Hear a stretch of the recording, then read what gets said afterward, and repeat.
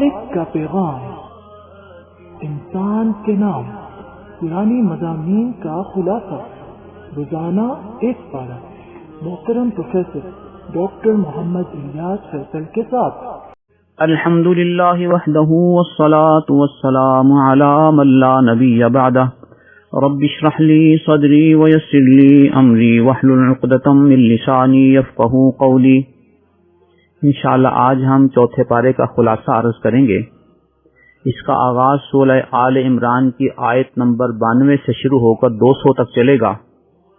इस पारे के आगाज में अल्लाह रब्बुल इज़्ज़त ने ये तालीम दी है कि तुम उस वक़्त तक आला दर्जे की नेकी हासिल नहीं कर सकते जब तक कि तुम अपनी पसंदीदा तरीन चीज को अल्लाह रब्बुल इज़्ज़त की राह में खर्च न कर दो।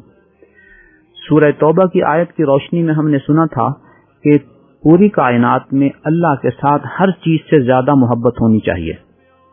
अब अगर किसी शख्स को अल्लाह के अलावा किसी और चीज से ज्यादा मोहब्बत है तो अल्लाह ताला फरमाते हैं कि इसको जब तुम अल्लाह की राह में खर्च कर दोगे तो अल्लाह से तुम्हारी मोहब्बत का एक अमली सबूत भी होगा और अल्लाह रब्बुल इज़्ज़त के इनाम व इकराम के मुस्तहिक भी ठहरोगे। आयत नंबर 96 में अल्लाह रब्बुल इज़्ज़त ने इस बात का इजहार फरमाया कि कायनात में इन्ना अव्वल बैतिन वुदिअ लिन्नासी लल्लज़ी बिबक्कता, इस जमीन पर सबसे पहला बनने वाला घर अल्लाह रब्बुल इज़्ज़त का घर है जिसे हम बैतुल्लाह कहते हैं। गोया ये बैतुल्लाह शरीफ इस जमीन पर सबसे पहले बनने वाला घर है। हजरत इब्राहीम अलैहिस्सलाम ने इसको दोबारा अस्तर नौ तामीर किया था, लेकिन इससे पहले ये तामीर था और तूफान नूह में इसकी दीवारें गिर गईं और फिर उन्हें दोबारा तामीर किया गया। आयत नंबर 97 में अल्लाह ताला ने मकाम इब्राहीम को आयात बय्यिनात करार दिया है। इसके आयात होने के मुख्तलिफ पहलू ये हैं कि तामीर काबा के वक़्त इब्राहीम अलैहिस्सलाम इस पर जब खड़े होते तो ये पत्थर दीवार की बुलंदी के साथ साथ बुलंद होता रहता और इब्राहीम अलैहिस्सलाम इस पर खड़े होकर दीवारों को बुलंद करते। दूसरे नंबर पे पत्थर होने के बावजूद इब्राहीम अलैहिस्सलाम के पांव के निशानात इस पर सब्त हैं। तीसरे नंबर पर तारीख में अंबिया की जो यादें महफूज हैं उनमें ये इब्राहीम अलैहिस्सलाम की 100% यकीनी यादगार है और महफूज है। कदीम तरीन यादगारों में इसका शुमार होता है। नंबर 5, ये कदीम दौर से उसी जगह पर मौजूद है जहां पर पहले था। छठे नंबर पर अल्लाह ताला ने इसकी अहमियत के पेश नजर इरशाद फरमाया वत्तखिज़ू मिन मकाम इब्राहीम मुसल्ला, इस मकाम इब्राहीम को अपना मुसल्ला बना लो कि इसके पीछे नमाज पढ़ा करो। यही वजह है कि हज और उम्रे के दौरान तवाफ के बाद जो नफल अदा किए जाते हैं वहां अगर जगह दस्तयाब हो तो मकाम इब्राहीम के पीछे अदा किए जाते हैं। हाँ, अगर रश की वजह से वहां जगह दस्तयाब न हो तो मस्जिद हराम में किसी भी जगह ये नवाफिल अदा किए जा सकते हैं। आगे अल्लाह इरशाद फरमाते हैं वलिल्लाहि अलन्नास हिज्जुल बैत, कि इस घर का हज करना ये लोगों पर जरूरी है जो इसकी इस्तिताअत रखते हैं। वो माली इस्तिताअत भी है और बदनी इस्तिताअत भी है और रास्ते का पुरअमन होना ये भी इसी इस्तिताअत में शामिल है। औरत के हवाले से उसके महरम का मयस्सर होना भी उसकी इस्तिताअत के हवाले से काबिले तवज्जो है। वाज़ेह रहे कि हज व उम्रा की माली तैयारी के लिए हमें बहुत ज्यादा फिक्रमंदी होती है, लेकिन इसकी मसाइल की तैयारी का हमें ज्यादा इदराक नहीं होता, जिसकी वजह से हज व उम्रे के दौरान हमें बड़ी मुश्किलात का सामना होता है। लिहाजा हमें आने से पहले जहां माली तैयारी करनी है वहीं मसाइल के हवाले से भी तैयारी करनी है। हज की उम्रे की किताबों को पढ़िए, नेट पर जो तरीके मौजूद हैं उनको सर्च कीजिए, हज ट्रेनिंग कोर्सेज में शिरकत कीजिए और जो हुज्जाज या मुअतमिरीन हज व उम्रा करके जा चुके हैं उनसे मुलाकात कीजिए और उनसे ये सारे का सारा सिस्टम, निज़ाम, मसाइल वो सीखिए। हज के हवाले से हमारे यहाँ एक मिजाज है कि जी हमारी فلاں ضرورت باقی ہے، ہم نے فلاں کام کرنا ہے، بچیوں کی شادی کرنی ہے، یقیناً یہ کام کرنے کے ہیں، لیکن اس کو شرعی بنیادوں پر اگر کیا جائے تو اس میں رواجی شادیاں مطلوب نہیں ہیں کہ شادی پر 50 لاکھ کا خرچہ ہوگا، شادی پر 20 لاکھ کا خرچہ ہوگا۔ جو ضروری تقاضے ہیں شادیوں کے وہ کرنے چاہیے، لیکن رواجی شادیوں کو حج و عمرے کے رستے میں رکاوٹ سمجھنا، یہ قرآن کے اصول من استطاع الیہ سبیلا کہ جو مالی طاقت رکھتا ہے اس پر حج فرض ہے، یہ اس زمرے میں نہیں آتا۔ آیت نمبر 103 میں اللہ تعالیٰ نے ایک بہت بڑا اصول بیان کیا امت کی وحدت کے حوالے سے کہ واعتصموا بحبل اللہ جمیعا، اللہ کی رسی کو مضبوطی سے تھام لو۔ یہاں اگر تھوڑا سا پس منظر بیان کر دیا جائے کہ مدینہ منورہ میں مختلف قبائل آباد تھے، ان میں یہودی بھی تھے۔ یہودیوں کی سازشیں یوں ہوتی تھیں کہ یہ قبائل کو آپس میں لڑاتے رہتے اور خود ان پر تسلط قائم رکھتے۔ آج اگر ہم مقامی اور عالمی سطح پر حالات کو دیکھتے ہیں تو ڈیوائیڈ اینڈ رول کی پالیسی ہمارے سامنے کھل کر واضح ہو جاتی ہے۔ نمبر 2، آج ان عالمی اداروں کی ایجنسیاں وہ مختلف ملکوں میں ایکٹیو ہوتی ہیں اور وہ قوموں میں تفریق و افتراق پیدا کرتی ہیں تاکہ ان قوموں پر ان کا تسلط قائم رہے۔ ان کے کارندے مختلف ملکوں میں آتے جاتے ہیں اور دوسرے ممالک کے کارندوں کو جو ان کے لیے کام کر رہے ہوتے ہیں اپنے ملکوں میں بلایا جاتا ہے اور انہیں سازشی پلان دیے جاتے ہیں اور ان کو مالی گرانٹ دی جاتی ہے تاکہ یہ اپنے ملکوں میں جا کے قوموں میں تفریق کی سرگرمیاں وہ جاری رکھیں۔ یہاں ہمیں ایک بات کا خیال رکھنا ہے کہ ہمیں دشمن سے کوئی شکوہ نہیں ہے، اس لیے کہ دشمن نے ہمیں وحدت کا درس نہیں دینا، اس نے ہمارے خلاف سازشیں کرنی ہے، ہمیں خود اس کے لیے تیار ہونا ہے، لیکن شکووں سے کام نہیں چلے گا۔ ہمیں ان سازشوں کا مقابلہ کرنے کے لیے خود اپنی وحدت کو قائم کرنا ہے، اپنے باہمی اختلافات کو مخالفت کا رنگ نہیں دینا۔ مسائل کے حوالے سے اصولی اختلافات یعنی عقائد کے اختلاف اور فروعی مسائل کے اختلاف کی حد بندی کرنی ہے۔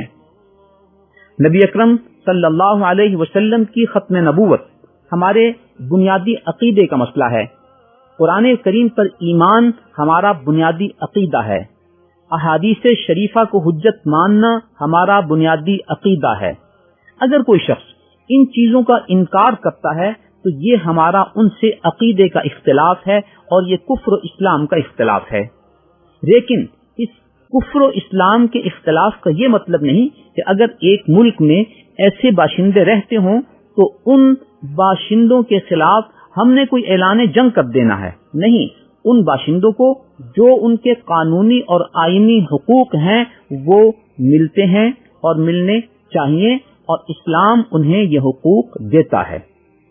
اصولی اور عقیدے کے اختلاف کے بعد دوسرے اختلاف عام طور پر فروعی مسائل کے اختلافات ہوتے ہیں۔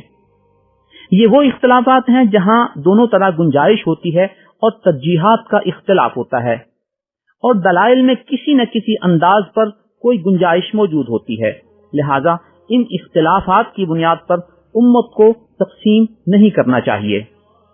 یہاں ایک چھوٹی سی بات ہمارے ذہن میں رہے کہ پاکستان میں اکثریت اہل سنت و جماعت حنفی حضرات کی ہے، لہذا اس خطے میں ان کے مسائل کے خلاف دیگر فروعی مسائل کو ہوا دینا یہ فرقہ پرستی ہے اور یہ اللہ رب العزت کی رسی کو تھامنے کی بجائے اس میں اختلاف ڈالنے کے مترادف ہے اور درار ڈالنے کے مترادف ہے۔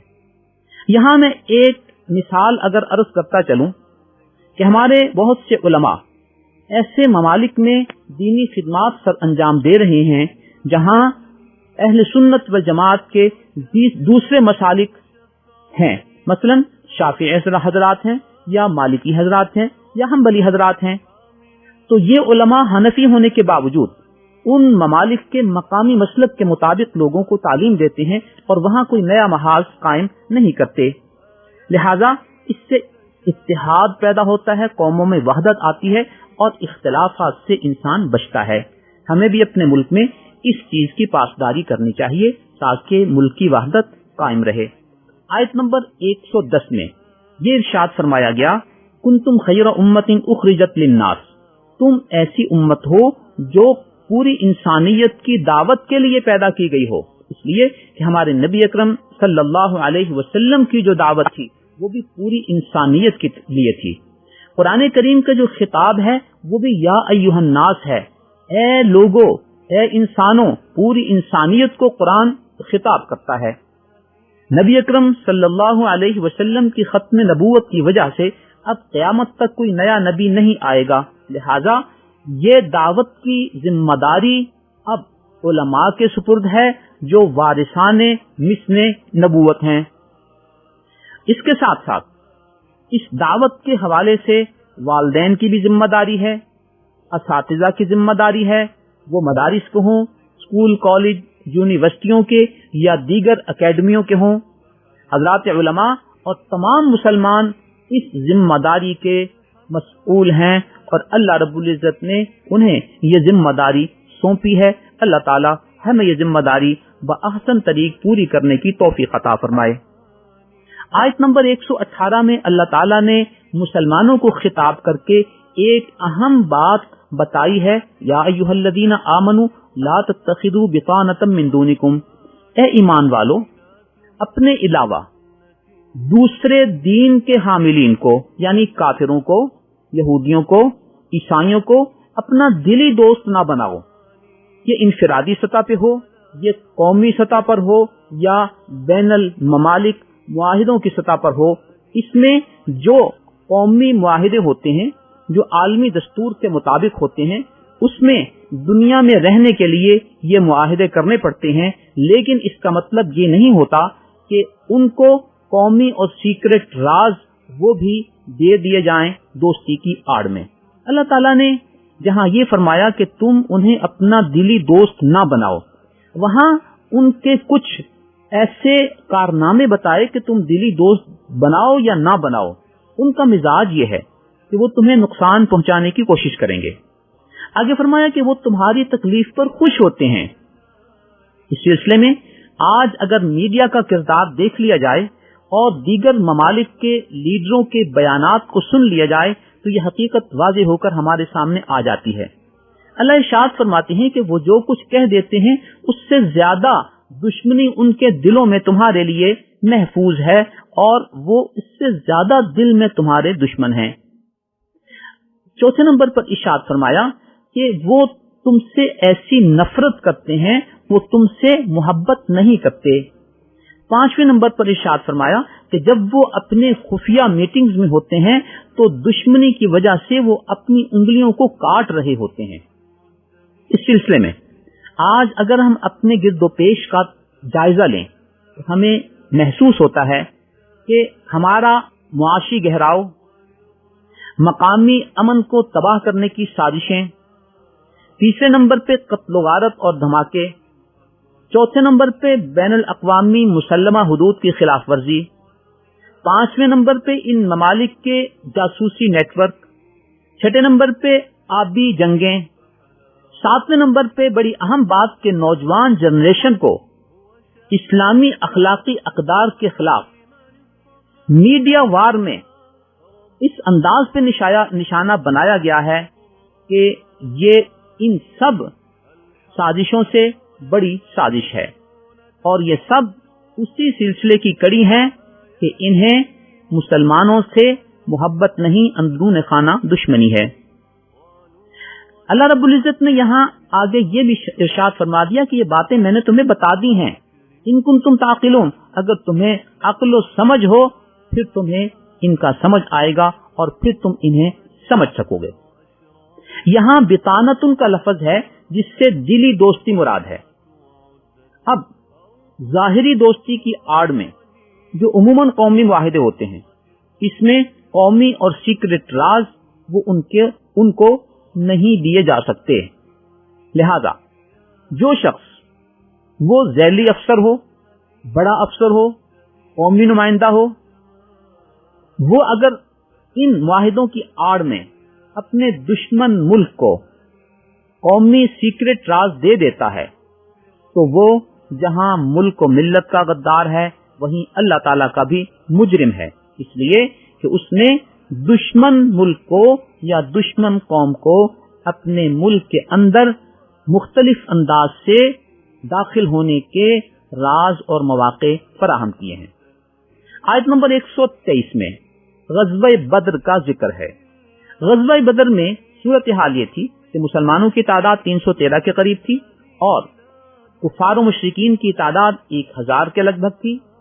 مسلمانوں میں 2 گھڑ سوار تھے، 70 اونٹ تھے، جبکہ کفار و مشرکین میں 200 گھڑ سوار تھے۔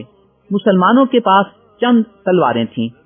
ان حالات میں نبی اکرم صلی اللہ علیہ وسلم نے سب سے پہلے بدر کے مقام پر اللہ رب العزت کے حضور دعاؤں کا سلسلہ شروع کیا۔ آپ نے جہاں دعائیں فرمائیں آج بھی وہ جگہ مسجد عریش کے نام سے ایک یادگار کے طور پر موجود ہے۔ نبی اکرم صلی اللہ علیہ وسلم اللہ کے حضور اس طرح گڑ گڑا کے دعا مانگ رہے تھے کہ آپ کے شانہ مبارک سے آپ کی جب چادر سرکی، حضرت ابوبکر رضی اللہ تعالیٰ عنہ آگے بڑھے، چادر کو تھاما اور عرض کیا، یا رسول اللہ صلی اللہ علیہ وسلم اب آپ بس کر دیں، اللہ رب العزت آپ کو مایوس نہیں کریں گے۔ اللہ تعالیٰ نے پہلے 3000 فرشتے اور پھر 5000 فرشتوں کو مسلمانوں کی مدد کے لیے بھیجا۔ اللہ تعالیٰ نے اس جنگ میں مسلمانوں کو فتح عطا فرمائی۔ یہاں 5000 فرشتوں کو بھیجنے کے حوالے سے ہمارے ذہنوں میں یہ سوال آ سکتا ہے کہ مدد کے لیے تو ایک ہی فرشتہ کافی تھا، یہ 5000 فرشتے کیوں بھیجے گئے؟ اللہ رب العزت نے اس کی طرف اشارہ فرما دیا، وما جعلہ اللہ الا بشرا لکم ولتطمئن بہ قلوبکم، اللہ تعالیٰ نے ان کو بھیجا تاکہ تم خوش ہو جاؤ، وَلِتَطْمَئِنَّ بِهِ قُلُوبُكُمْ، اور تمہارے دلوں کو اطمینان ہو جائے۔ جبکہ اصل مدد کس کی ہے؟ وَمَن نَّصْرُ إِلَّا مِنْ عِنْدِ اللَّهِ، اصل مدد تو اللہ رب العزت ہی کی ہوتی ہے۔ اقبال نے بھی اسی ماحول کے حوالے سے کہا تھا، فضائے بدر پیدا کر فرشتے تیری نصرت کو، اتر سکتے ہیں گردوں سے قطار اندر قطار اب بھی۔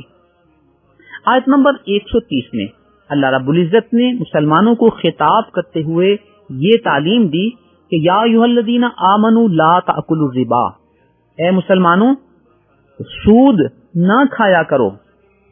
آج اس حکم کے مقابلے میں اگر ہم اپنی حقیقت اور حیثیت دیکھتے ہیں تو ہماری اکثریت اس حکم کی مخالفت کر رہی ہے اور سود خوری کر رہی ہے، جبکہ اللہ رب العزت نے سورہ بقرہ میں سود کھانے والوں کو جب روکا تو بعد میں فرمایا فَإِن لَّمْ تَفْعَلُوا، اگر تم نہیں رکو گے فَأَذَنُوا بِحَرْبٍ مِّنَ اللَّهِ وَرَسُولِهِ، تو پھر تیار ہو جاؤ کہ تم اللہ اور رسول کے ساتھ جنگ کر رہے ہو۔ تو جو شخص سود خوری کر کے اللہ اور اس کے رسول کے ساتھ جنگ کر رہا ہوگا تو اللہ اور رسول کے مقابلے میں کون کامیاب ہو سکتا ہے؟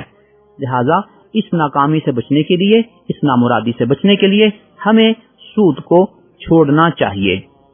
یہاں یہ بات بھی پیش نظر رہے کہ آج سے کچھ سال قبل اگر سود چھوڑنے کی بات ہوتی تھی تو سود خور طبقہ یہ اعتراض کرتا تھا کہ جی آپ موجودہ بینک سسٹم کی مخالفت کرتے ہیں تو آپ اس کا کوئی متبادل اسلامی بینکاری سسٹم پیش کریں نا۔ لیکن الحمدللہ آج وہ سوال نہیں ہو سکتا، اس لیے کہ بینکاری سودی سسٹم کے مقابلے میں اسلامی بینکاری سسٹم موجود ہیں اور ان سے بہتر خدمات معاشرے کو فراہم کر رہی ہیں۔ آیت نمبر 133 میں اللہ رب العزت نے ہمیں جنت والے اعمال کرنے کی ترغیب دی اور فرمایا کہ وسارعوا الی مغفرۃ من ربکم وجنۃ عرضها السماوات والارض، جلدی جلدی آگے بڑھو، تیزی سے آگے بڑھو اللہ کی مغفرت کے حصول کے لیے اور ایسی جنت کے حصول کے لیے جس کی چوڑائی آسمان و زمین کے برابر ہے۔ اس کے لیے کچھ نشانیاں اللہ نے بیان فرمائیں کہ یہ جنتیں کن کو ملیں گی، مغفرت کن کو ملے گی۔ پہلی نشانی فرمائی کہ جو تنگی اور خوشحالی میں صدقہ و خیرات کرتے ہیں، دوسری نشانی بتائی کہ جو غصے میں برداشت کرتے ہیں، تیسری نشانی یہ ارشاد فرمائی کہ جو عفو و درگزر کا معاملہ کرتے ہیں۔ ساتھ چوتھی شرط یہ بیان فرمائی کہ وہ اللہ سے توبہ و استغفار کرتے ہیں۔ پانچویں نشانی یہ بتائی کہ وہ گناہوں پر اصرار نہیں کرتے۔ ان صفات کے لوگ اللہ تعالیٰ کی مغفرت، اللہ کی جنت کے مستحق ہیں۔ یہاں ہم رمضان کے جس ماحول سے گزر رہے ہیں، ان راتوں میں، ان دنوں میں، اور خاص طور پر لیلۃ القدر میں اللہ رب العزت انسانوں کے لیے، مسلمانوں کے لیے جس مغفرت کا اعلان فرماتے ہیں، اس میں یہ بتا دیا جاتا ہے کہ وہ لوگ جو شرک کرنے والے ہیں، جو کینہ پرور ہیں، دوسروں کے لیے بغض رکھتے ہیں، ان کی مغفرت نہیں ہوگی۔ اللہ رب العزت ہمیں ایسی کیفیت سے محفوظ رکھیں، اور ہمارے دلوں میں اگر کسی کے لیے کینہ، کدورت، بغض ہے تو ہمیں اسے نکال کر اپنے دل کو صاف کر لینا چاہیے، تاکہ ہم اللہ رب العزت کی مغفرت کے مستحق ٹھہریں۔ ہم جس نبی کے امتی ہیں، اس کا کیا مزاج تھا؟ سلام اس پر کہ جس نے خون کے پیاسوں کو بلائیں دیں، یعنی دعائیں دی۔ سلام اس پر کہ جس نے گالیاں سن کر دعائیں دیں۔ تو ہم اسی نبی کے امتی ہیں، ہمارے اندر وہ صفات پیدا ہونی چاہیے۔ یہاں ایک بات پیش نظر رہے کہ ایک محدود اور تنگ نظر اور تنگ سوچ رکھنے والا طبقہ جب جنت کے بارے میں اس بات کو سنتا پڑتا ہے کہ اللہ نے ارشاد فرمایا ہے کہ وہ جنت اتنی بڑی ہے کہ جس کی چوڑائی آسمان و زمین کے برابر ہے، تو وہ کہتا ہے کہ دیکھو جی، بات یہ ہے کہ اگر آسمان و زمین کے برابر کوئی جنت کسی کو دے دی گئی تو وہ تو پھر ایک ہی جنت ایک ہی آدمی کو ملے گی، باقی جنت کہاں ہوگی؟ یہ اللہ کا نظام ہے۔ اس کے لیے اللہ کے موجودہ نظام کو بھی اگر دیکھا جائے تو اس کی وسعت کا اندازہ آپ اس بات سے لگائیں کہ صرف زمین سے سورج کا فاصلہ 15 کروڑ کلومیٹر کے قریب ہے، یعنی 150 ملین کلومیٹر، اور ہمارا یہ جو شمسی نظام ہے، اس طرح کے بہت سارے نظام خود ہماری کہکشاں میں موجود ہیں۔ ان کہکشانوں سے مل کر ایک کلسٹر بنتا ہے جس میں سینکڑوں کہکشائیں ہوتی ہیں، اور پھر ان کلسٹروں سے مل کر جس کی تعداد سینکڑوں ہزاروں میں ہے، سپر کلسٹر بنتے ہیں، اور وہ ہمیں ایسے نظر آتے ہیں جیسے غبار ہے، اور ہماری نظر کی رسائی بھی ان سپر کلسٹروں تک نہیں ہے۔ اللہ کا یہ اتنا وسیع و عریض نظام ہے، تو ایسی تنگ نظر سوچ کی بنیاد پر اس طرح کے محدود سوچ والے سوالات، ان کا اسلامی انعامات اور قرآنی فکر کے مقابلے میں ان کی کوئی حیثیت نہیں ہے۔ اس پورے کے پورے نظام کی حیثیت اللہ کی کرسی کے مقابلے میں کیا ہے؟ حدیث شریف میں آتا ہے کہ یہ پورے کا پورا نظام یہ اللہ کی کرسی کے مقابلے میں ایسے ہے جیسے صحرا میں کوئی انگوٹھی پڑی ہوئی ہو۔ تو اللہ کا نظام بڑا وسیع ہے، ان لوگوں کو اپنی سوچوں کو تھوڑا سا وسیع کرنا چاہیے۔ آیت نمبر 139 میں اللہ تعالیٰ نے ایک بہت اعلان فرمایا اور تسلی دی مسلمانوں کو کہ وَلَا تَهِنُوا وَلَا تَحْزَنُوا، تم کمزوری نہ دکھاؤ اور پریشان نہ ہوا کرو، وَأَنْتُمُ الْأَعْلَوْنَ إِن كُنتُم مُؤْمِنِينَ، اگر تم پکے مسلمان ہو جاؤ تو تمہیں ہی بلند و بالادستی کا نظام ملے گا اور تم ہی سر بلند ہو کر رہو گے۔ آج ہماری موجودہ پستی کا بنیادی سبب اسلامی اقدار سے دوری ہے۔ اسلامی اقدار سے دوری کے باوجود ہم سر بلندی کے خواب دیکھتے ہیں جن کی حیثیت خواب سے زائد کچھ نہیں ہے۔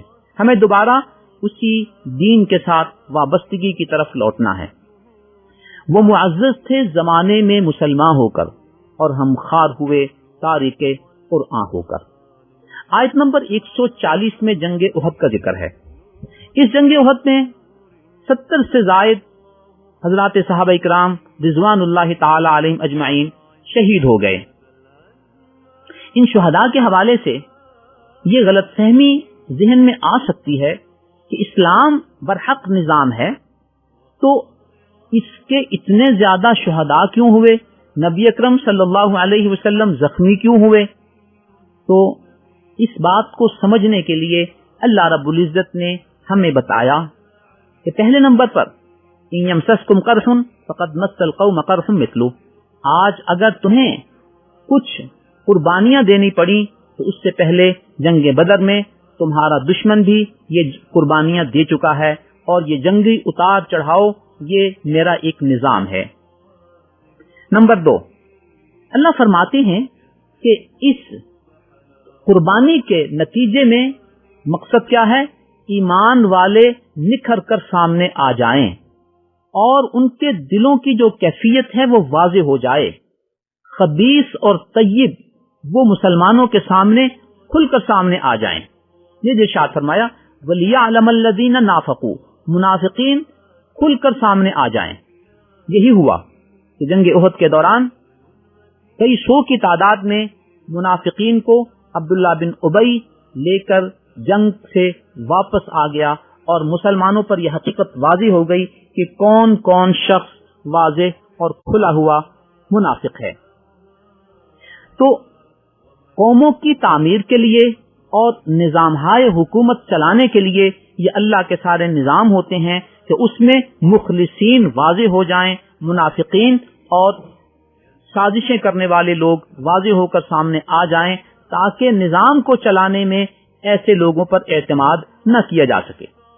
دوسرا اللہ نے ارشاد فرمایا کہ تمہیں تو یہ قربانی نظر آتی ہے، لیکن میں نے انہیں مقام شہادت سے سرفراز کیا ہے۔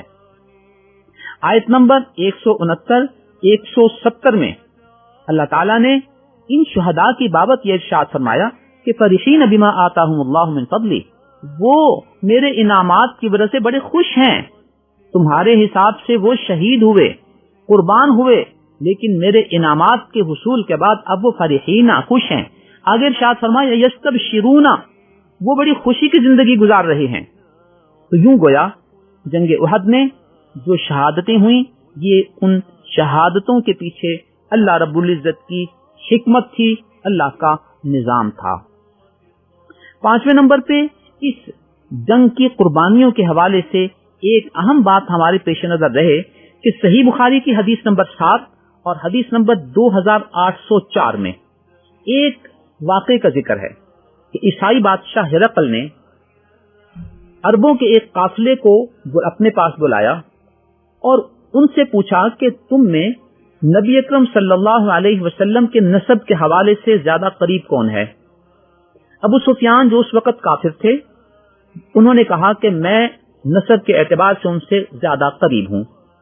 اس عیسائی حکمران ہرقل نے ان سے بہت سے سوالات کیے۔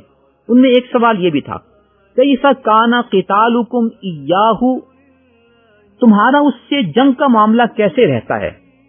ابو سفیان نے کہا الحرب بیننا سجال ینال منا وننال منہ، یہ جنگ ہمارے درمیان اس ڈول کی طرح ہے کہ کبھی وہ ہمارے ہاتھ میں آتا ہے کبھی ان کے ہاتھ میں آتا ہے۔ ہرقل نے اس کے جواب میں کہا کذالک الرسل، سچے رسولوں کی جنگیں ایسے ہی ہوتی ہیں، تبتلا، تو انہیں آزمائشیں پیش آتی ہیں، ثم تکون لهم العاقبہ، پھر انجام کار کامیابی انہی کو ملتی ہے۔ تو گویا یہ جنگوں میں فتح و شکست کا جو نظام ہے یہ اللہ کا ایک نظام ہے جس کو تمام اہل عقل مانتے اور سمجھتے ہیں۔ آیت نمبر 144 میں اللہ رب العزت نے ارشاد فرمایا وما محمد الا رسول، محمد الرسول اللہ صلی اللہ علیہ وسلم اللہ کے رسول ہیں۔ افئن مات او قتل انقلبتم علی اعقابکم، اگر وہ اس دنیا سے چلے جائیں تو کیا تم اسلام چھوڑ کر دوبارہ کفر اختیار کر لو گے؟ اس آیت کا شان نزول یہ تھا کہ جنگ احد کے دوران نبی اکرم صلی اللہ علیہ وسلم کی بابت کفار نے یہ خبر اڑا دی کہ محمد رسول اللہ صلی اللہ علیہ وسلم کو شہید کر دیا گیا ہے۔ اس خبر کی وجہ سے مسلمانوں میں تھوڑا سا مایوسی کا ماحول پیدا ہوا، لیکن حضرات صحابہ اکرام رضوان اللہ تعالی علیہم اجمعین نے اپنے بلند و بالا جذبات کا اظہار فرمایا، جن میں خاص طور پر حضرت انس بن نضر رضی اللہ تعالیٰ عنہ فرمانے لگے تم یہاں کیوں بیٹھے ہو؟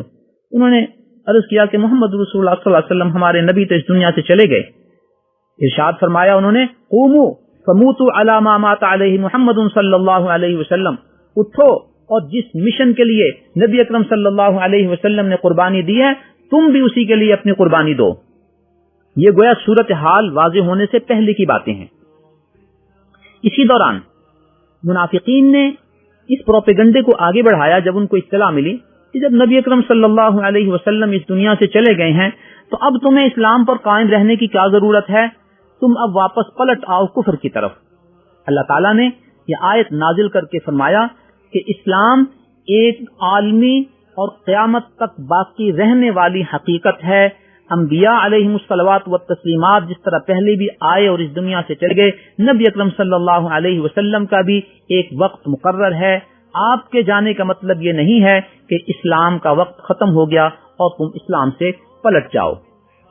آیت نمبر 147 میں جنگ کے حوالے سے ایک بڑی اہم دعا ہے، ربنا اغفر لنا ذنوبنا، اے اللہ ہمارے گناہ معاف کر دے، واسرافنا فی امرنا، ہمارے معاملات میں جو زیادتی ہے اس کو بھی معاف کر دے، وثبت اقدامنا، ہمارے قدم جما دے، وانصرنا علی القوم الکافرین، کافر قوم پر ہماری مدد فرما۔ تو یہ وہ دعا تھی جو حضرات صحابہ کرام جنگ کے دوران مانگا کرتے تھے اور مانگتے تھے اللہ تعالی سے۔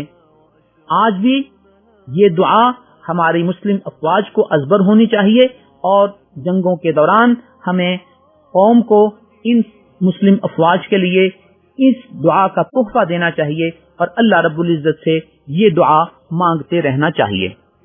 آیت نمبر 154 میں یہ ارشاد فرمایا گیا کہ جب کفار و مشرکین کا آمنا سامنا ہوا تو اس دوران جب مسلمانوں کی شہادتیں ہو گئیں اور لشکر بکھر گیا تو ان حضرات کے بارے میں جنہوں نے وقتی طور پر کچھ پسپائی اختیار کر لی تھی ان کا نام لے لے کر آج ایک طبقہ ان پر اعتراض کرتا ہے کہ دیکھو فلاں صحابی کو پسپائی ہو گئی تھی اور انہوں نے اس طرح جنگ میں اپنا موقف پیش کیا تھا۔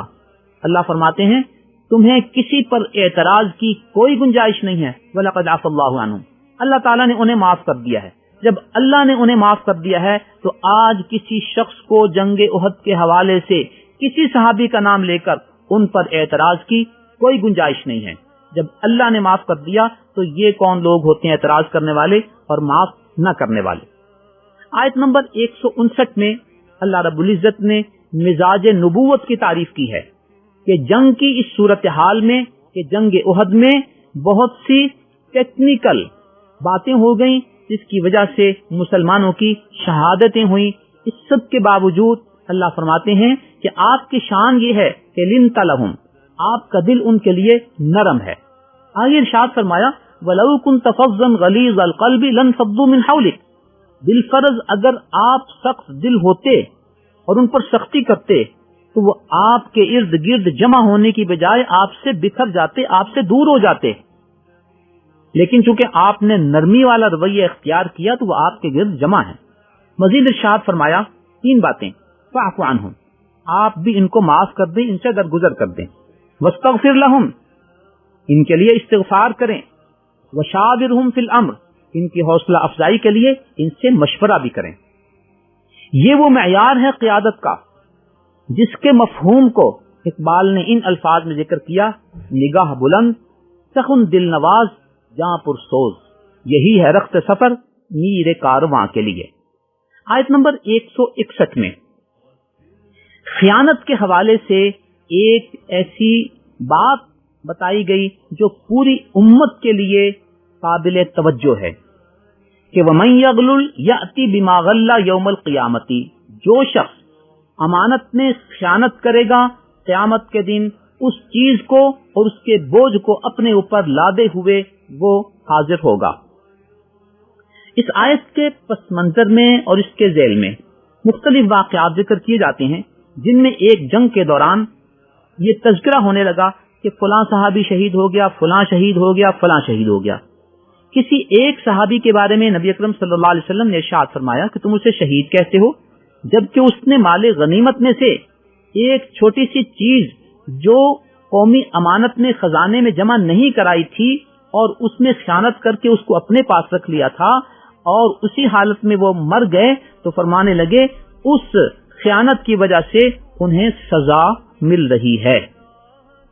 نیز بنو ازد ایک قبیلہ تھا، اس قبیلے کے حوالے سے نبی اکرم صلی اللہ علیہ وسلم نے ایک صحابی کو صدقہ و خیرات اور مال جمع کرنے کے لیے بھیجا. جب وہ واپس آئے تو انہوں نے بتایا یا رسول اللہ صلی اللہ علیہ وسلم یہ وہ صدقات ہیں جو میں جمع کر کے لایا ہوں اور یہ چیزیں وہ ہیں جو انہوں نے مجھے ذاتی طور پر بطور ہدیہ دی ہیں. آپ وقتی طور پر خاموش ہوئے، پھر ممبر پر تشریف لائے، خطبہ پڑھا اور سمجھانے کے لیے ارشاد فرمایا کہ اگر ہمارا یہ نمائندہ جسے ہم نے بنو ازد قبیلے کے ہاں بھیجا تھا صدقات جمع کرنے کے لیے، یہ اگر اپنے گھر میں بیٹھا ہوتا تو کیا بنو ازد قبیلہ ان کو یہ ہدایہ آ کر پیش کرتا؟ سمجھانا یہ مقصد تھا کہ وہ ان کو کوئی ہدیے پیش نہ کرتا. وہ ہدیے اسی بنیاد پر پیش کیے گئے تھے کہ یہ ہمارا نمائندہ بن کر گیا تھا، تو گویا یہ ہدیے اس کی ذاتی حیثیت سے نہیں ہیں بلکہ ہمارے نمائندے کی حیثیت سے ہیں، لہذا یہ ہدیے بھی اسے صدقات میں جمع کرانی چاہیے. یہ امانت کی وہ اعلیٰ مثال ہے اور اعلیٰ تربیت ہے جو نبی اکرم صلی اللہ علیہ وسلم نے کی. اس خیانت اور اس امانت کے تصور کے پس منظر میں آج اگر ہم اپنے حالات کا تجزیہ کرتے ہیں تو اوقاف کا جو بھی چندہ جمع ہوتا ہے، بیت المال میں جو بھی پیسہ جمع ہوتا ہے، زکوٰۃ کمیٹیوں کا جو بھی فنڈ ہوتا ہے، علاقائی ترقیاتی فنڈز جو دیے جاتے ہیں، قومی بجٹ کا جو استعمال ہوتا ہے، نجی ٹھیکوں میں جو کچھ پیسے لیے دیے جاتے ہیں، بنیادی طور پر یہ سب کچھ قومی امانت ہے اور اس میں 1 روپے کی خیانت کرنا یہ اپنی آخرت کو خراب کرنے کے مترادف ہے. آج ان لوگوں کو اگر آج ہم ان لوگوں کو ہم کہیں کہ جناب فلاں افسر صاحب میں نے زکوٰۃ دینی ہے کسی مستحق کو، تو آپ مجھ سے زکوٰۃ لے لیں گے؟ وہ ناراض ہو جائے گا، کہے گا تم نے مجھے مستحق سمجھا زکوٰۃ کا، میں کوئی غریب ہوں. وہ زکوٰۃ کے نام پر زکوٰۃ نہیں لے گا، لیکن وہی زکوٰۃ جب سرکاری فنڈ کے ذریعے اس کے پاس آئے گی اور اس کی ذمہ داری ہوگی کہ اسے تقسیم کرے، تو اس کو وہ کس طرح مال مفت دل بے رحم سمجھ کے ہضم کر لیتا ہے، اس سے خیانت کی صورتحال ہمارے معاشرے میں واضح ہو کر سامنے آ جاتی ہے. سورہ نساء کے آیت نمبر 10 میں یتیم کے مال میں خیانت کرنے کے حوالے سے بھی ارشاد فرمایا گیا کہ جو یتیم کا مال کھاتا ہے انما یاکلون فی بطونہم نارا، وہ گویا اپنے پیٹوں میں آگ ڈال رہے ہیں، وسیصلون سعیرا، اور انہیں جہنم کا سامنا ہوگا. آیت نمبر 164 میں امت مسلمہ کی خوش نصیبی بیان کی گئی ہے کہ لقد من اللہ علی المؤمنین اذ بعث فیہم رسولا. اس امت کی خوش نصیبی ہے کہ اللہ تعالیٰ نے انہیں پوری مخلوق کے افضل ترین شخص اور سید الانبیاء نبی اکرم صلی اللہ علیہ وسلم کو بطور نبی اس امت میں مبعوث فرمایا. اللہ تعالیٰ ہمیں اس نبی آخر زمان صلی اللہ علیہ وسلم کی صحیح اتباع کر کے اس نعمت کی قدردانی کی توفیق عطا فرمائے. آیت نمبر 173 میں جنگ احد کے بعد کفار نے یہ پلان بنایا کہ ہم دوبارہ مدینے پر اٹیک کریں.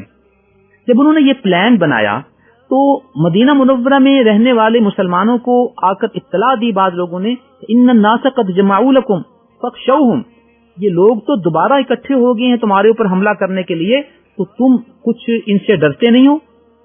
فزادہم ایمانا، اللہ فرماتے ہیں کہ ان کی اس دھمکی سے ان کی ایمان میں اور اضافہ ہو گیا، اور انہوں نے کیا عجیب جملہ کہا، قالوا حسبنا اللہ ونعم الوکیل، ہمیں ہمارا اللہ کافی ہے اور وہ ہمارا بہترین کارساز ہے.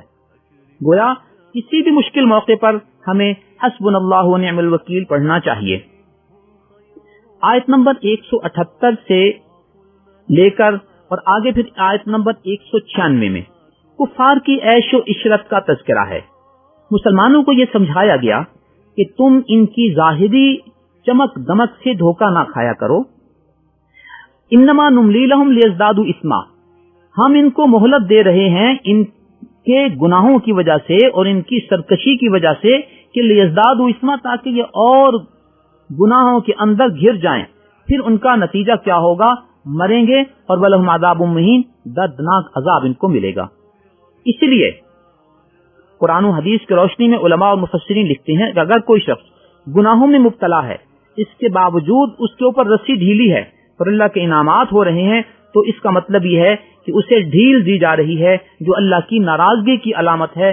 اسے متنبہ ہونا چاہیے اور توبہ و استغفار کر کے دین کی طرف، دینی تعلیمات کی طرف پلٹنا چاہیے اور ان گناہوں سے دستبردار ہونا چاہیے۔ آیت نمبر 185 میں ایک کائناتی حقیقت بیان کی گئی، کل نفس ذائقۃ الموت، ہر شخص نے مرنا ہے۔ ہم آپ دیکھتے ہیں کہ آدم علیہ السلام سے لے کر آج تک کوئی ایک ایسا شخص نہیں ہے جو اب تک زندہ رہا ہو، ہر شخص نے اس دنیا سے جانا ہے۔ کامیابی کا رستہ کیا ہے؟ اللہ نے ارشاد فرما دیا، فمن زحزح عن النار وادخل الجنۃ فقد فاز، جو نیک عمل کر کے جہنم سے بچ گیا اور جنت میں داخل ہو گیا تو اس نے کامیابی حاصل کر لی۔ تو اب ہم سب نے مرنا تو ہے، لہذا ہمیں کامیابی کا رستہ اپنانا ہے اور ناکامی کے رستے سے بچنے کی کوشش کرنی ہے۔ آیت نمبر 190 میں کائناتی حقائق پر غور و خوض کرنے کی ترغیب دی گئی ہے۔ ان فی خلق السماوات والارض واختلاف اللیل والنہار لآیات لأولی الالباب، آسمان و زمین کی تخلیق میں، دن رات کے آنے جانے میں عقل مندوں کے لیے بہت سی نشانیاں ہیں۔ ان غور و فکر کرنے والوں کا نتیجہ آگے اللہ تعالیٰ نے خود بتا دیا کہ جب وہ غور و فکر کرتے ہیں نتیجہ یہ نکالتے ہیں، ربنا ما خلقت ھذا باطلا سبحانک فقنا عذاب النار، اے اللہ تو نے اس کائنات کو بے مقصد پیدا نہیں کیا، تیری ذات ہر شریک اور ہر عیب سے پاک ہے، تو ہمیں جہنم کے آگ سے بچا لے۔ گویا کائنات میں غور و فکر کا مطلب یہ ہے کہ ہم اپنی منزل کا تعین کر لیں۔ اگر کوئی شخص کائنات میں غور و خوض تو کرتا ہے لیکن اپنی منزل کا تعین نہیں کر پاتا تو وہ گویا رستے میں الجھ جاتا ہے اور منزل سے بھٹک جاتا ہے کہ وہ اللہ تک یہ سوچ و بچار اس کو نہیں پہنچا سکی۔ آیت نمبر 195 میں ان دعاؤں کے بعد اللہ فرماتے ہیں فاستجاب لہم، اللہ ان دعاؤں کو قبول فرمائیں گے۔ آگے فرمایا لا اضیع عمل عامل منکم من ذکر او انثی، میں کسی عمل کرنے والے کے عمل کو ضائع نہیں کرتا، چاہے وہ مرد ہو یا عورت ہو، یعنی تمہاری دعائیں ضائع نہیں ہوں گی، میں انہیں قبول کروں گا۔ قبولیت کے مختلف مراحل احادیث شریفہ میں آئے ہیں۔ ایک قبولیت کی نشانی تو یہ ہے کہ جو ہم مانگتے ہیں وہی ہمیں مل جائے، دوسری قبولیت کی نشانی ہے کہ اللہ تعالیٰ ہمیں اس سے بہتر کوئی چیز عطا فرما دیں، تیسری قبولیت کی نشانی یہ ہے کہ اللہ تعالیٰ ہم سے کسی مصیبت کو ٹال دیں، چوتھی نشانی یہ ہے کہ اللہ تعالیٰ اس دعا کو ہمارے لیے ذخیرہ بنا دیں اور قیامت کے دن ہمیں وہ عطا فرمائیں۔ تو الغرض ہمیں دعائیں مانگتے رہنا چاہیے، وہ قبول ہوتی ہیں اور ان کی اثرات دنیا یا آخرت میں ظاہر ہوتے ہیں۔ سورہ آل عمران کی یہ آخری آیتیں بڑی بابرکت ہیں۔ نبی اکرم صلی اللہ علیہ وسلم رات کو جب نیند سے بیدار ہوتے آسمان کی طرف دیکھتے اور ان آیتوں کی تلاوت فرماتے۔ تو یہ ایک مبارک عمل ہے، ہمیں بھی اس کا اہتمام کرنا چاہیے۔ اللہ تعالی ہمیں اس کی توفیق عطا فرمائے، آمین۔ بسم اللہ الرحمن الرحیم۔ سورہ نساء کا آغاز ہے، مدینہ منورہ میں نازل ہوئی، اس کی 176 آیتیں ہیں۔ اس کے آغاز میں اللہ تعالیٰ نے یا ایھا الناس کہہ کر پورے انسانوں کو خطاب کیا اور یہ بتایا کہ اللہ تعالیٰ نے خلقکم من نفس واحدہ، تم کو ایک نفس سے پیدا کیا، ایک شخصیت سے پیدا کیا۔ یہ شخصیت حضرت آدم علیہ السلام کی ہے جن سے تخلیق کا سلسلہ آگے چلا۔ ان کے بارے میں اللہ تعالیٰ نے فرما دیا تھا کہ اللہ نے ان کو مٹی سے پیدا کیا اور پھر فرمایا کن فیکون، ہو جا، تو وہ پیدا ہو گئے۔ یہاں ان کی بیوی کے حوالے سے بتاتے ہیں کہ وَخَلَقَ مِنْهَا زَوْجَهَا، اللہ تعالیٰ نے آدم علیہ السلام سے ان کی بیوی کو پیدا کیا۔ وَبَثَّ مِنْهُمَا رِجَالًا كَثِيرًا وَنِسَاءً، پھر آدم اور حوا سے، اس خاوند اور بیوی سے بہت سارے مرد اور عورتوں کو اللہ تعالیٰ نے پیدا فرمایا۔ یوں حضرت آدم علیہ السلام کی تخلیق، حضرت حوا علیہ السلام کی تخلیق کا ذکر ہے اور ان سے آگے نسل انسانی کے پھیلنے کا سلسلہ شروع ہوا۔ اس واضح قرآنی تصور کے بعد یہ حقیقت واضح ہو گئی کہ نسل انسانی کا آغاز حضرت آدم اور حضرت حوا سے ہوا۔ اس قرآنی حقیقت کو سمجھ لینے کے بعد ڈارون کی تھیوری کی جو حیثیت ہے وہ آپ پر واضح ہو گئی.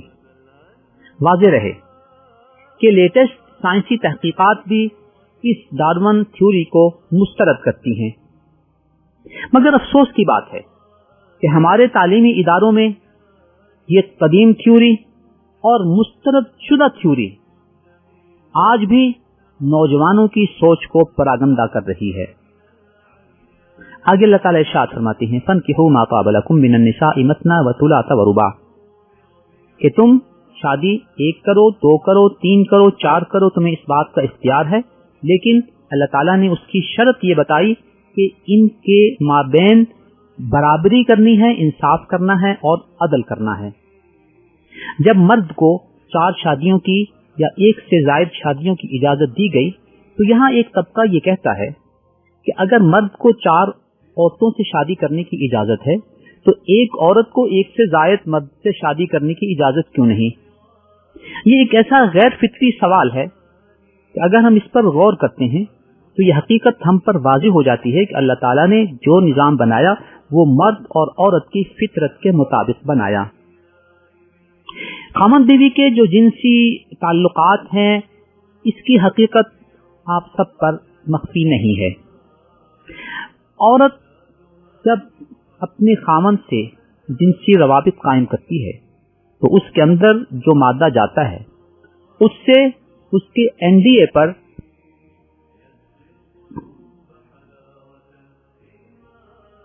واضح رہے کہ عورت جب اپنے خامد سے جنسی روابط قائم کرتی ہے تو اس کے جسم میں جو مادہ جاتا ہے اس سے اس کے DNA پر مخصوص اثرات مرتب ہوتے ہیں.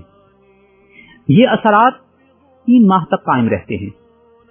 اس دوران اگر یہ عورت کسی اور مرد سے جنسی روابط قائم کرتی ہے اور اس کا مادہ اس کے جسم میں جاتا ہے تو اس سے اس کا DNA سسٹم ڈسٹرب ہوتا ہے، اور اگر یہ روابط 1 سے زائد بار ہوں تو یہ صورتحال اور زیادہ پریشان کن ہو جاتی ہے اور عورت مختلف بیماریوں کا شکار ہو جاتی ہے. تو عورت کو پیچیدہ بیماریوں سے بچانے کے لیے اللہ تعالیٰ نے اس کے لیے جو فطری نظام تھا وہ بتا دیا. اس صورت کے آیت نمبر 11 میں اللہ تعالیٰ نے وصیت کا ایک پورا نظام بتا دیا کہ کسی مرد یا عورت کے فوت ہو جانے کے بعد اس کے وارثوں میں سے کس کو کتنا حصہ ملے گا. یہ ایک تفصیلی نظام ہے جو چند آیتوں میں اس نہج پہ بیان کر دیا گیا کہ پورا نظام وراثت اس میں کم ہو گیا ہے. یہاں پر ایک بات ہمارے سمجھنے کی ہے کہ مرد کا حصہ عورت سے دگنا ہے اور عورت کا حصہ مرد کی نسبت آدھا ہے. ایک طبقہ یہ کہتا ہے کیا وجہ ہے کہ مرد کو عورت سے زیادہ حصہ دیا گیا اور عورت کو مرد سے کم حصہ دیا گیا. اس کی وجہ یہ ہے کہ مرد کے ذمے خاندان کے حوالے سے جتنی ذمہ داریاں ہیں وہ عورت پر ہرگز نہیں ہیں. مرد کے ذمے گھر کی فراہمی اور اگر گھر اپنا نہیں کرائے کی ادائیگی، بچوں کی تعلیمی فیسز، کھانے پینے کے اخراجات، ٹریولنگ، شادیوں کے اخراجات اور دیگر گھریلو معاملات کے اخراجات بنیادی طور پر مرد کے ذمے ہیں.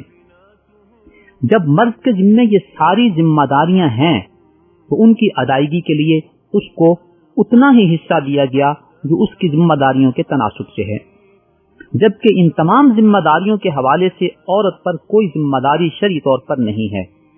لہذا ذمہ داریوں کو پیش نظر رکھتے ہوئے ان کے تناسب سے حصہ متعین کر دیا گیا.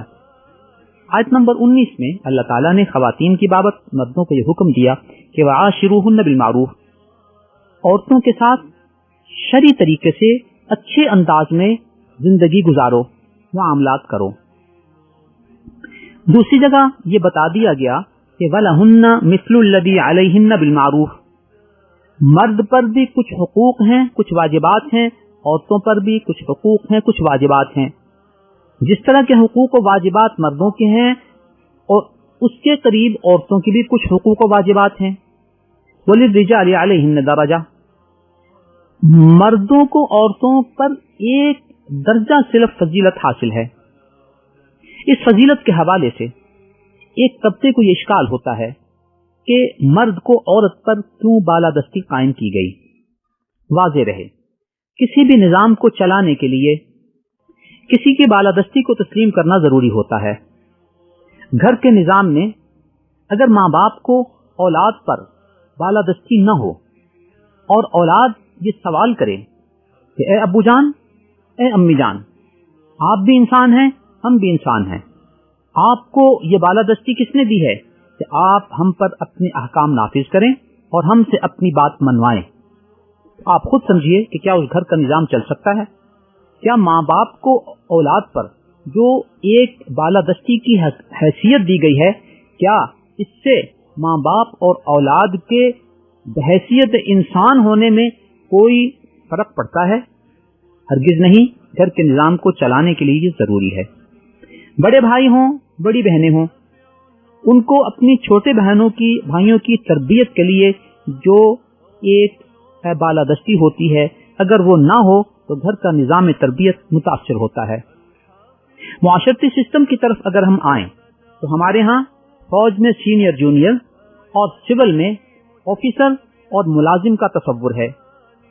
کیا کوئی ملازم یہ کہہ سکتا ہے کہ میں بھی انسان ہوں، یہ آفیسر بھی انسان ہے، اس کو مجھ پر بالادستی کیوں ہے؟ کیا آپ اس کے اس سوال کو کوئی وزن دیں گے؟ اگر آپ کا جواب نہ میں ہے تو پھر اگر اللہ تعالیٰ نے گھر کے سسٹم کو چلانے کے لیے جہاں مرد و عورت کی ذمہ داریوں، حقوق و واجبات کا شریعت کے مطابق تعین کر دیا گیا ہے اور انہیں ان کی ادائیگی کا حکم دیا گیا ہے، تو صرف اور صرف سسٹم کو چلانے کے لیے مرد کو ایک درجے کی فضیلت دے دی تاکہ گھر کا نظام چلتا رہے۔ یوں اللہ تعالیٰ نے عورتوں کے ساتھ حسن سلوک اور افہام و تفہیم کے ساتھ وقت گزارنے کی ترغیب دی ہے۔ واضح رہے کہ یہ سسٹم باہمی افہام و تفہیم سے تو چل سکتا ہے، لیکن بعض لوگوں کے خیال میں بعض قوانین کی طاقت سے یہ گھر بسائے تو نہیں جا سکتے، ہاں اجاڑے جا سکتے ہیں۔ یہ تھا آج کا چوتھے پارے کا خلاصہ۔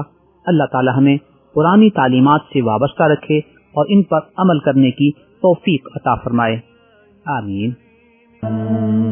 نظروا للطيبة ونور طه يسطعون